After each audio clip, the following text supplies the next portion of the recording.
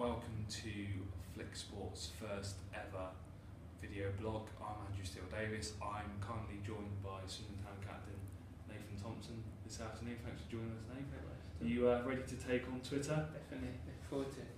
Right, we've obviously been getting fans to send in their questions over the last couple of days. There's certainly a wide variety in there. We'll start with the first one from Luke Webb, who says, how do you feel about not playing alongside your brother this season?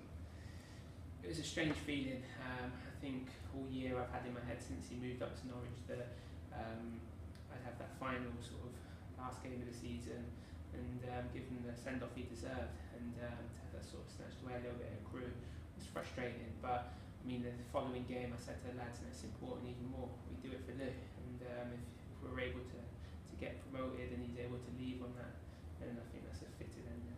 And we're going to stay on the theme of your brother now. This is quite a good one from Kay Brown, I think. She says, would you prefer auto-promotion with Louis not playing for the club again, or would you prefer to go through the playoffs with the potential of your brother playing?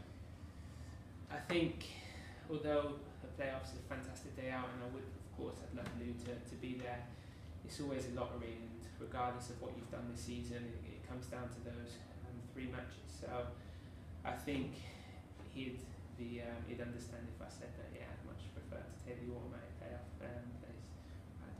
And I think this is the final one on the subject of you and your brother. Neil Crook says, have you ever played against your brother, and if so, was it a bit spicy?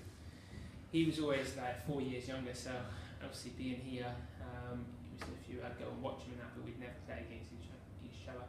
It was strange when we'd be on opposite teams in training and that, but I don't think you get the same sort of vibe as you do on a match day. So, I mean, it'd be nice for us to be in the Championship season, and who knows what will happen with Norwich if Lou's playing in the Championship or the Premiership next year, but it could be spicy if we end up there. We'll have to see. I'm going to throw this one in here now. I think it's one you've probably heard a dozen times before. It seems to be a tradition with this club. The cheese question. What's your favourite cheese? I was a big fan of the Wednesday, but I've since been dairy intolerant, so I tend to try and stick away from it. But yeah, I did like a little Wednesday with maybe a little bit of cranberry in there. So. Yeah, it's not a bad choice, that one, isn't it? Matt says, who did you play for as a lad, and do you still follow their results? It was a team called Warminster Highbury. I mean, I was only here back in England because I've lived in Germany and playing for a team over in Germany called Paderborn 07 that have just been promoted to the Bundesliga. But when I come back to England, it was a team called Warminster Highbury. So I tried to follow their results a little bit, but it's always difficult. They only had up until sort of under 16s, and then they went to the Warminster Town men's team. So I'd probably say I follow the Warminster and the Paderborn team quite a bit, seeing as they're doing quite well at the moment in time. But I always keep a check on Warminster. This one from Andy McKinley. How are you and the lads preparing mentally for the next 2 games? If I'm honest, I don't think much changed in terms of how we've approached any game this season, although what's at stake is maybe more now. The approach has been exactly the same. We've gone about our work in the week, tactically today and tomorrow, higher intensity Monday and Tuesday. So there's been no change in that, but just making sure the boys are extremely focused and know what's at stake. We've got a couple more for Matt now. I think he's going to feature regularly on it. The first of those is your best and worst memories from the Paolo Di Canio era. I think one moment that will always stand out for me is probably Stoke. That game up there was the first time I wouldn't say announced myself, but I made an impression that I felt lasted with him, and then I was able to get a start at Portsmouth the following week, and from there I was become a little bit more permanent in the team. So that was definitely the highlight for me. The worst moment was probably the hammerings you got after a defeat. I mean, the clips that we used to watch after a game, and yeah, you could go to town and pull you apart for some of the things you've done in performance. But as I say, I mean, I'll always have fond memories simply because he gave me an opportunity. And then the next one from Matt is actually sort of sticking with a player that you played alongside in that era, which is Matt Ritchie. Are you surprised that he's gone to Bournemouth and done so well? And just how far do you think he can go? No, I'm not surprised if I'm honest. Matt was a quality player, and you saw whenever he got onto his left foot, he would either cross it and put it on someone's head constantly, our own player's head, or he would have a shot on goal and inevitably be working the keeper. So yeah, he was a very good player, and to see him, I'm currently actually with the same agent as him, so I follow him quite closely, and to see him be called up by Scotland is what he deserves, and I saw him did well for him. So I have no doubt about it. If Bournemouth don't go on, he'll go on to play in the Premiership anyway. And the questions are really coming thick and fast now. This one from Joseph Seymour. There's a few here. We'll just start with the first one. Before this season, what's your career highlight so far? Good question. Obviously, I look back at the season when we got promoted. It was nice, but I didn't really feature myself. It wasn't ever like I didn't play that many games. I didn't even take a medal home that season because I think you had to play 12 games. So although it was nice to be part of a team that was successful, I wouldn't say that was a highlight. But it was probably establishing himself in the first team. I mean, becoming a regular, becoming captain, they're massive things for me. And then going and beating the likes of the Stokes and QPR last season, beating teams like Bristol here, they're all good highlights for me. And hopefully we'll have another one to add in a few weeks. The next one from Joseph is, when are you next going to score a goal? I'd imagine that the next couple of games would be a nice moment to... Yeah, of course. I mean, be fitting, and we were speaking to Jordan as well and saying that he's due a goal and that his will come like when we most need it. So hopefully I'd love to be able to chip in and contribute to a goal when we desperate for one. But I'm not going to say, I can't tell you when it is going to be. On the subject of Jordan, it's almost become a running joke with everyone, isn't it? But he's coming closer, isn't he? I've watched him a couple of times for England as well, and he's getting closer to that goal. He is, and this is what I say, it's going to come at a crucial time, and it's going to be fitting because Jordan's been fantastic this season for us, a very, very consistent player, and you've seen him grow. I've watched him since we used to come up here, and I was maybe under 14s, he was under 10s, and yeah, seen him grow at Southampton, then come back on loan and to play alongside him now is brilliant. He's a fantastic player, and I have no doubt about it. He will score at a crucial time for us this season. And the last one from Joseph now. Who's the best player you've played with at Town so far? It's probably got to be, in terms of what he's done this season, Charlie Austin. Caught up with him the other day, and I'm surprised he wasn't in the England squad because he's been prolific in front of goal. I said it when he was here. The guy doesn't need 2 chances. He always finish for you. He's always in the right place at the right time, and it's a sign of the top striker. So I think it's got to be him. And another one from Matt is, this is quite an interesting one actually. What Premier League teams do you and Louis support, if there is one? And do you and the lads get a chance to go and watch other teams play? We both grew up supporting Spurs. We're big fans. My dad is a big Tottenham fan, and we were encouraged to support them. But I think over time, I don't know, I wouldn't say fell out of love with them, but where you're so sort of obsessed with your own performances in your own team that you don't really follow them as much. So although I keep an eye on their results and that sort of thing, I wouldn't say I'm a big fan anymore. And this one from Matty Edwards, and it is quite recent events here, is what are your views on the signing of Sam Ricketts, and what impact do you think he'll have on the team? Obviously he's been there and done it, hasn't he, in terms of what he's achieved in his CV?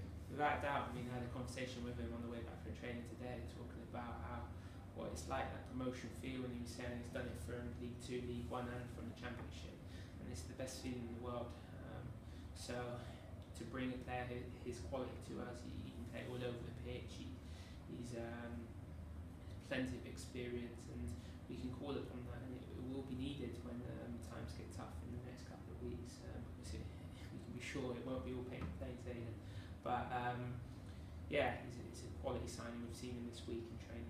Really, really good addition to the squad.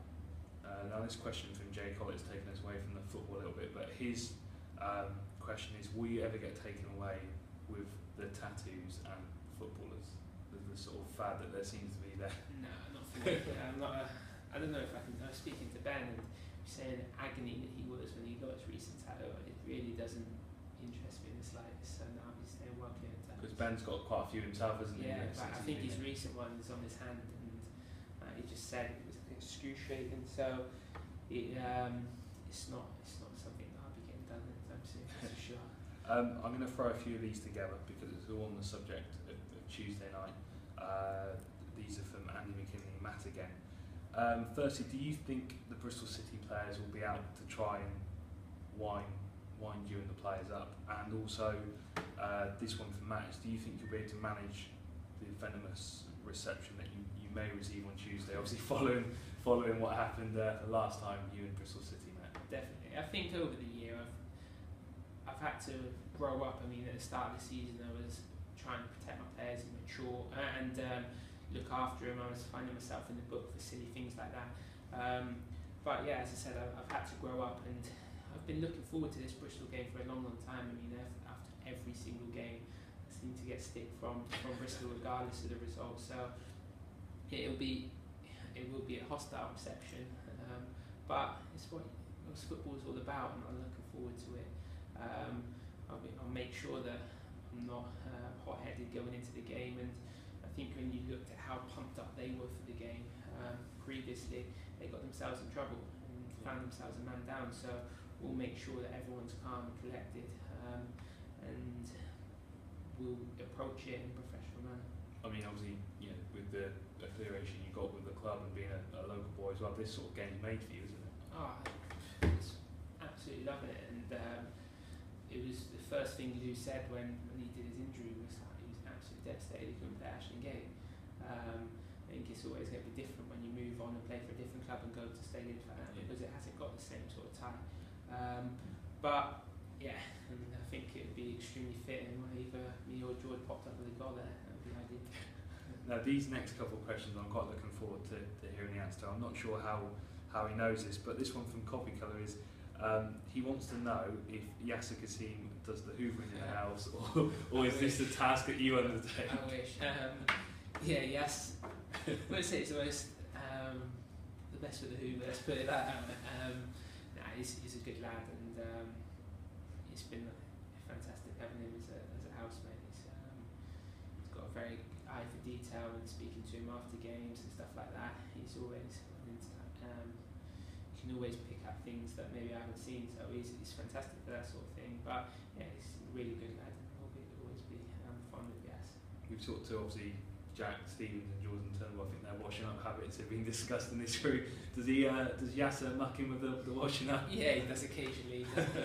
I mean, I tend to cook for him. I haven't seen his cooking skills, but yeah, he'll tend to wash up afterwards. He's pretty good at that. These two from Martin is, the first one is your favourite all-time football channel, and also what is your favourite Friends character, if you've ever watched it. That is Friends character. Football channel, without a doubt, it's got to be mine and Lou's one. Hearing that every time, it's extremely proud, and whenever I've got family here and they hear it, it makes the hairs on the back of their neck stand up. Friends, good question. I would say Jennifer Aniston, Rachel, but I probably get in trouble with the missus for that, so I probably have to say Joey. It's a good crack, yeah, absolutely. This one from Joseph: if you could pick any striker that you've played against to put in the Swindon team, who would it be and why?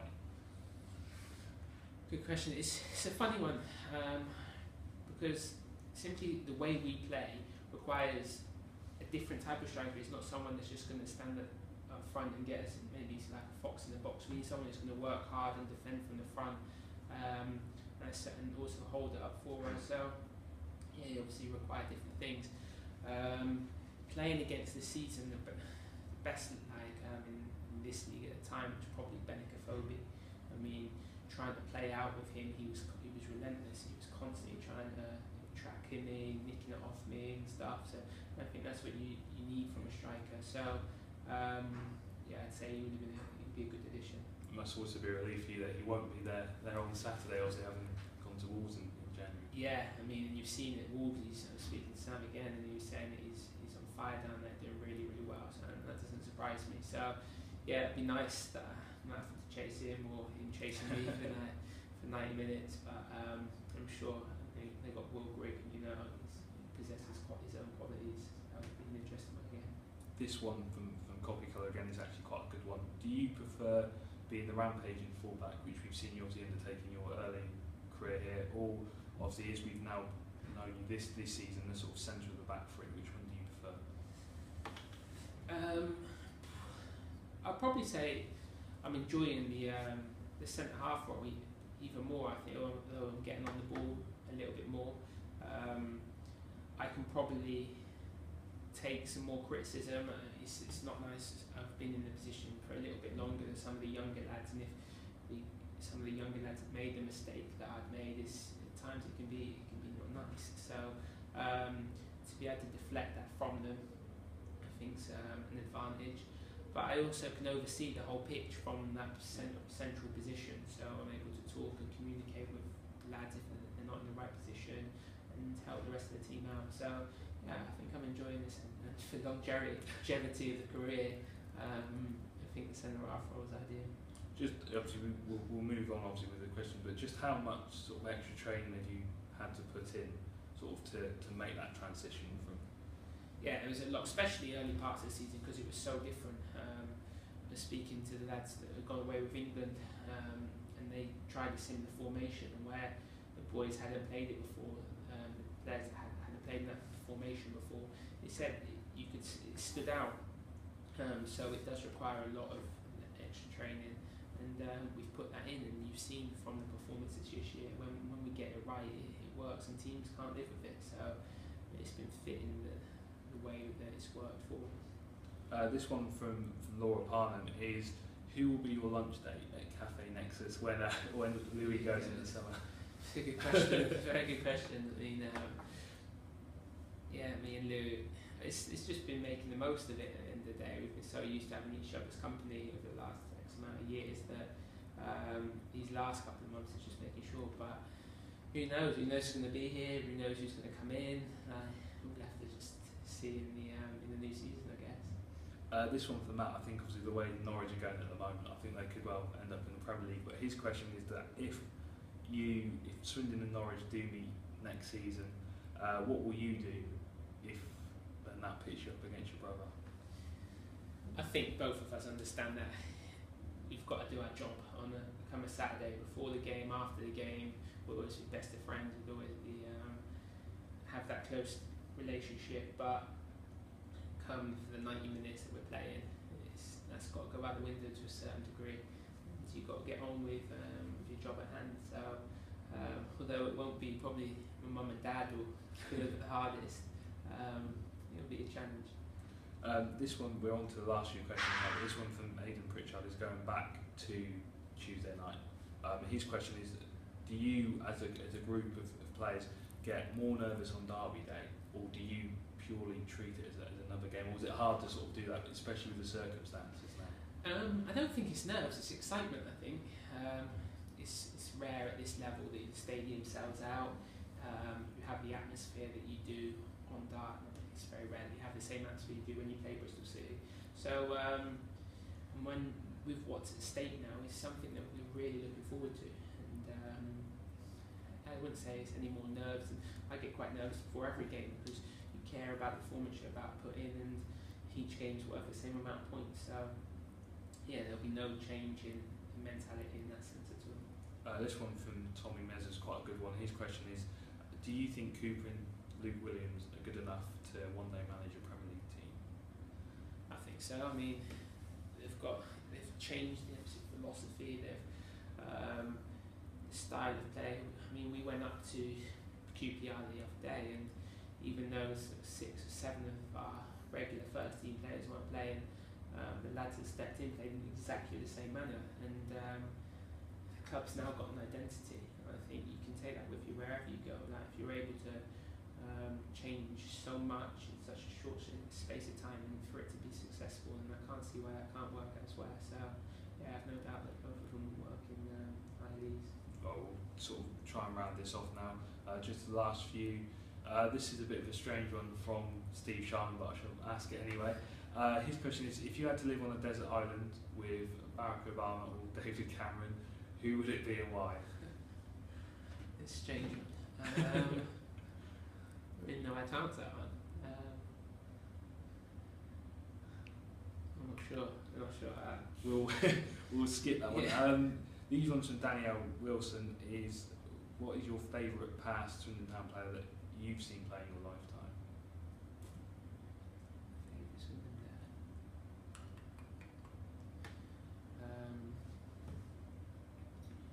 Another good question.